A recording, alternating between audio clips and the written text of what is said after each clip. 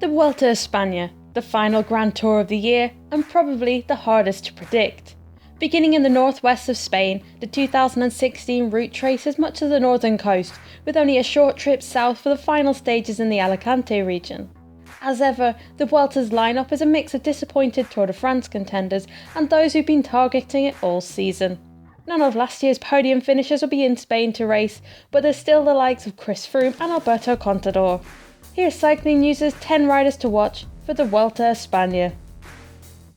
Alberto Contador is one of those riders looking to turn around his fortunes after a disappointing Tour de France.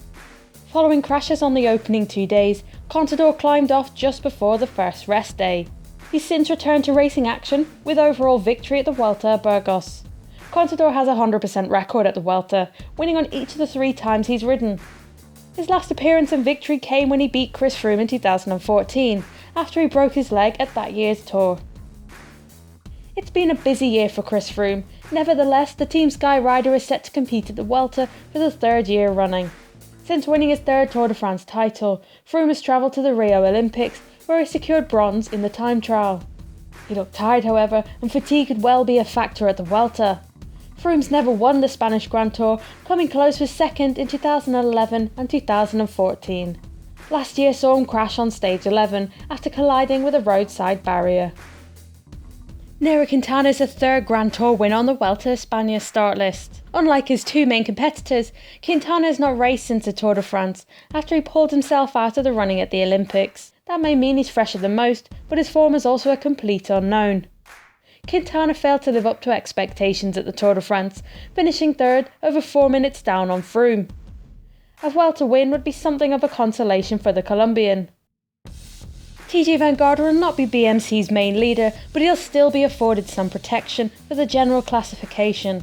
BMC will be backing former podium finisher and home rider Samuel Sanchez, but Van Garderen will still be hoping he can find his own fortune. Van Garderen missed the mark at the Tour de France, but with some rest and recuperation, he could be in the mix in the mountains. The first big target for BMC, however, will be the team time trial, where Van Garderen could play a big role. Esteban Chaves has been a promising Grand Tour contender for several years, but he came of age with his 2nd place at the Giro d'Italia earlier this year. Chaves spent a day in pink at the Italian race before ceding it to eventual winner Vincenzo Nibali. The competition is going to be stiffer at the Vuelta, but he's showed that he's more than capable of holding his own against the world's top riders. Happily for Chaves, he'll have the support of new signing Carlos Verona in the mountains.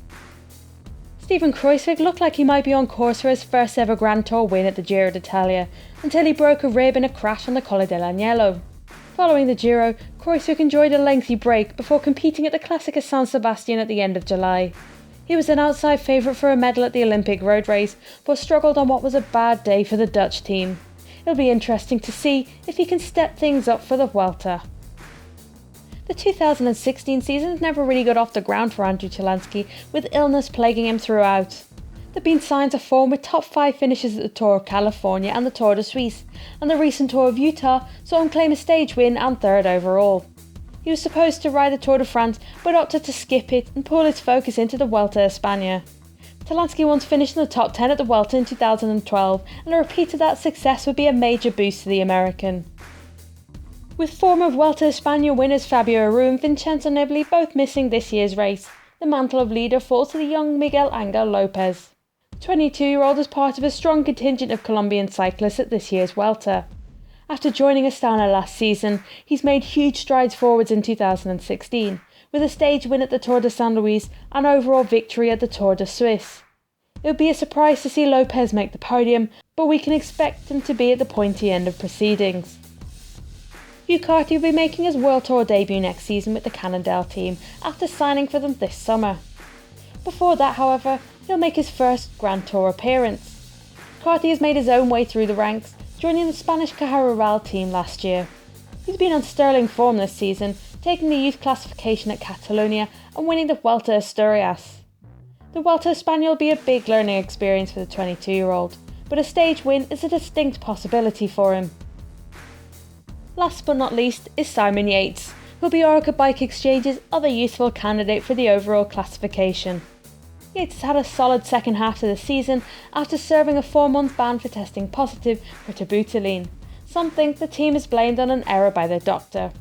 Last month Yates got his first victory on the board at the Prueba Via Franca.